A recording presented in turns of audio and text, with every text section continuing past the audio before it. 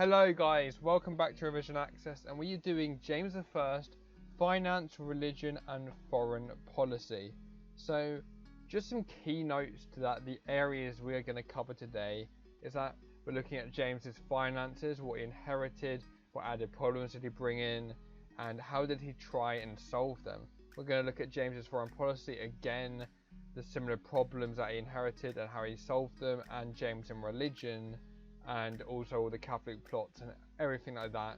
We're going to cover the whole of James today in this topic. It's not that long, so make sure to make some notes and get into today's video. So I like doing a stage of active recall with my revision, so guys, see what you guys can remember, see what you guys are looking at, and go from there. So this is what I can remember, and I've changed this all so this is all completely correct. So James and his finance. Now James inherited a £400,000 tax from Elizabeth as he took the throne.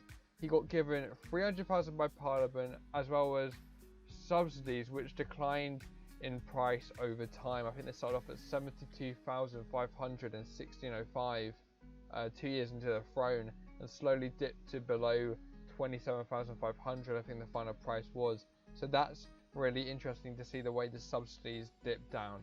But he added onto the finance with major aspects. I would say his extravagance has to be one. It was highly costly.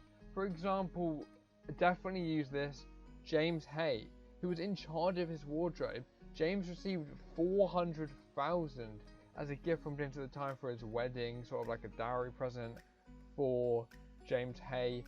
But he was giving him so much money that James Hay had to be bought out for £20,000. Now, that's more than the tax and the debt that had to be paid than he had to be. And James was continually adding on to the problem that, as you can imagine, is going to be a massive problem for Parliament.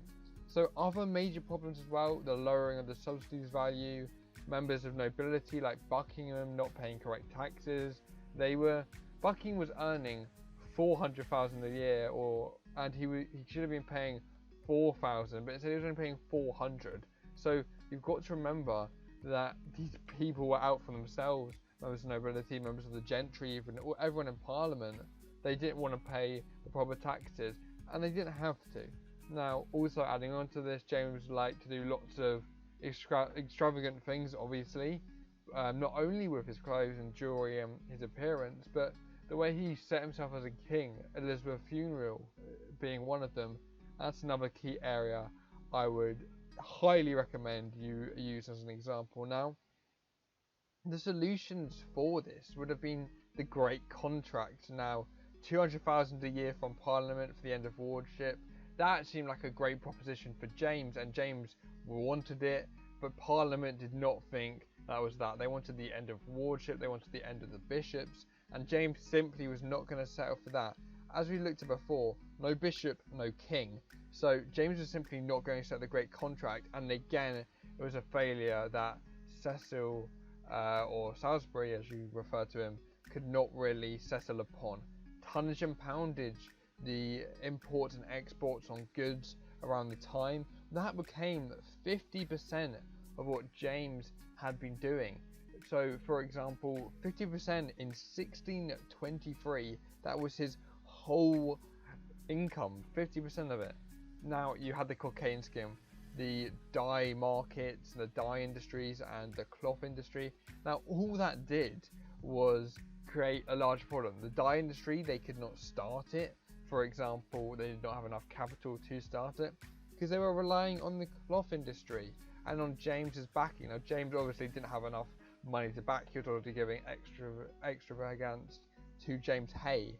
So when we're looking at this, the cocaine scheme is a complete failure from the beginning. And not only did it completely fail and completely waste money, waste tools, it ruined their relationship with the Dutch. That can link in with foreign policy there, because the Dutch were unwilling to accept the cloth market and the cloth products from England, because the Dutch were the leading people in the cloth industry at the time, so they completely ruined that.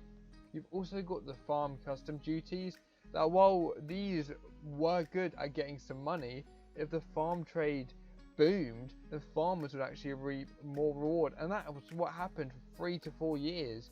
I think starting at 1607, it just boomed completely, and that means that the farmers were making far more money than they were paying. So it was actually at a negative cost for the government, and they even increased. I think it was 100,000 to 104,000 to 125,000 by 1625, and even with that increase, they're still making more money because they wanted to increase it to make sure that they were still going to keep it, because they were afraid that James and the treasury would just not do it. Cecil and I can't remember his name. Cecil, well, he sold titles and monopolies that were lucrative at the beginning, but eventually they just dropped down in price when everyone was getting all these roles that weren't actually there.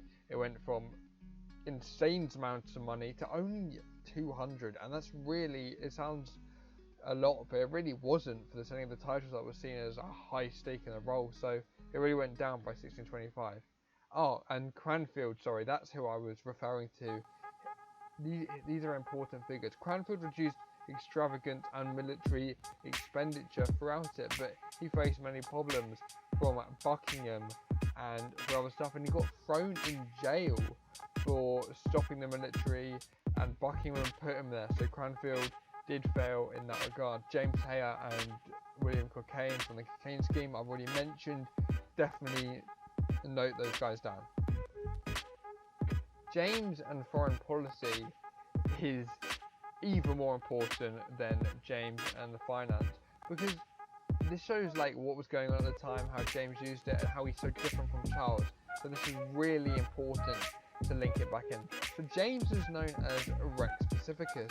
He kept peace and he avoided conflict. He made peace with Spain and Ireland early on into his reign. So you could see that from the beginning. He just didn't really want to make conflict. He didn't want to go in there. We think of the Spanish Armada to make peace with Spain from that time in 1589. You would be rather surprised by that. But the key areas to note that James did, he made peace with Spain and Ireland. Rather cool for that one. Relationship with Henry IV. Now this is interesting because Henry IV was worried about the Spanish Roman Catholics coming across the borders in Europe, and well, maybe not coming across the borders, but going towards France at that time, and he wanted James's help, and James reluctantly, obviously because he didn't want a conflict, decided to help, but Henry IV was assassinated, so there was no need for James to intervene or do anything. It would be a really interesting question to speculate, what if Henry IV hadn't been assassinated? Now you can talk about this, talk about how James reluctantly did it. I don't know what would happen if they attacked, because obviously if James defended with Henry IV, he would ruin the Spanish match and all this stuff with Spain anyway, and if he didn't, then he would ruin relations with France. So it's really interesting to look at the relationship with Henry IV, which I think is a bit underestimated at this time.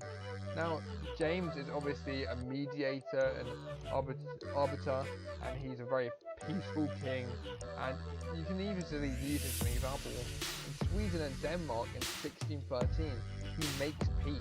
So you can see that's why he gets his role of Rex Pacificus, because he clearly makes peace throughout all of these things. Now, this is where things start to get bad, and when you get questions like, was James' foreign policy successful? Was what he did worth it? Was being a peaceful king?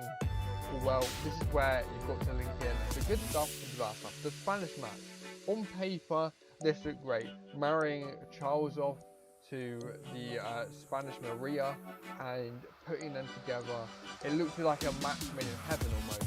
And putting them together would have been perfect for both of them. Unfortunately, it wasn't. Because Charles and Buckingham went to Spain to try and hurry on the marriage, but there were some Spanish spies who completely created a breakdown in it. And yet again, Charles and Buckingham are at the stem of the problem that you'll continually see throughout it. So when we look at this, definitely they were definitely at the cause of the first match, Charles and Buckingham, as it going downwards. So definitely bring it up. And this obviously was bad, because when we link it to the next point, Frederick of the Palatinate, where James sort of didn't want to get involved. They went after it, the new land that they were promised, and they lost, and James didn't deploy troops until 1625. You really think that makes the Spanish match, because they wanted the Spanish to help Frederick retrieve the Palatinate when they lost it. So that's like when they lose the Palatinate, he goes for a new kingship, he loses it against the Roman Pope, and all of that stuff there. But linking that to the Spanish match would have sent out troops to help Frederick of the Palatinate, and Buckingham and Charles ruined that. So is James the main argument for it going downwards? No, he was doing the right thing. Buckingham and Charles did ruin it, but yeah. So in James' first final years in charge, after not very much on the foreign policy scene, Buckingham and Charles were set on a war with Spain that James didn't want to. There was obviously calls for wars against Catholics, and he eventually deployed the first troops in the Palatinate at the time. So whilst James maybe didn't go as far out as war for most of the time, he didn't need to, or he couldn't afford to almost because of his finance, and I doubt Parliament would have given him the money, and his money would have been used there. So to conclude, I think James I's foreign policy was a success early on, but it angered Protestants and Calvinists who thought James I was favouring Catholics abroad and not going after them as a Protestant king. But despite the peaceful approach and the Sweden and Denmark peace treaty that he made, he did lead to a breakdown in relations between Spain and England that was due to Charles of Buckingham, and he also abandoned Frederick of the Palatinate until deploying troops with the Germans in 1625. So that is really important to note.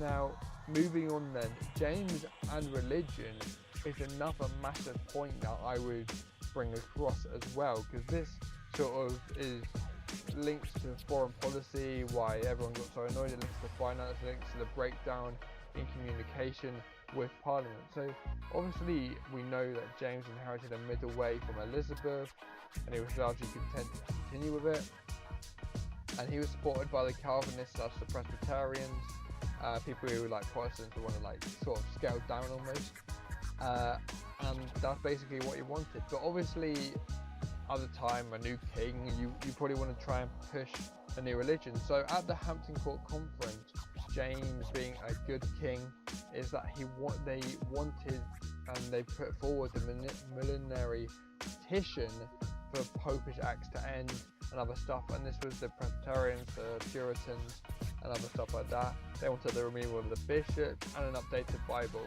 Now obviously they got an updated Bible, they did not get the removal of the bishops and Popish acts to end. As we know, no bishop, no king.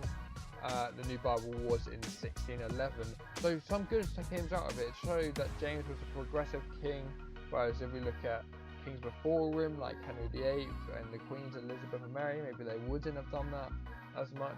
But James also wasn't going to back down. He wasn't just going to remove the bishops, because he knew that giving Parliament more power would have done that before. Like, even if we look back to the finance with the Great Contract, the end of worship is giving Parliament some power that they just rejected. Obviously it's a lot of money, but there's a breakdown of communication between James and Parliament almost here, with his favouring of the Catholics and the Catholicism religion, marrying his son and daughter off to Catholics at the time. It didn't really make much sense. So important people to note in the James and religion period is George Abbott, who was a key factor for James. He didn't discipline the Puritans and the Calvinists, and the Puritans gaining power at the time. Obviously the Puritan opposition was growing through fears of Protestantism due to the plots that were going on and the Spanish match and the failure of that. And the Catholic plots were also a major thing that James had to deal with. Whilst James and religion is kind of understated and not the main factor here maybe, I still think that it is. I still think that you've got to link it to religion when we're talking about all three topics, and perhaps a 20 marker. Because the Catholic plots and stuff, Henry Brooke went to gain money from Spain, and put Arabella Stuart on the throne, and there's also the gunpowder plot, but you've got to link it to all three of these. So yeah, James and religion, James and foreign policy, and James and his finances are all what I would link to it.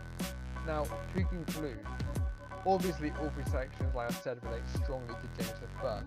The finance was a breakup between James and Parliament, but I still think that James's extravagance whilst that Parliament was not giving him a proper income. They gave him 300,000 to deal with the debt somewhat, and they only gave him the subsidies that they knew were devaluing him in price and stuff all the time. So really, Parliament created that problem in that regard.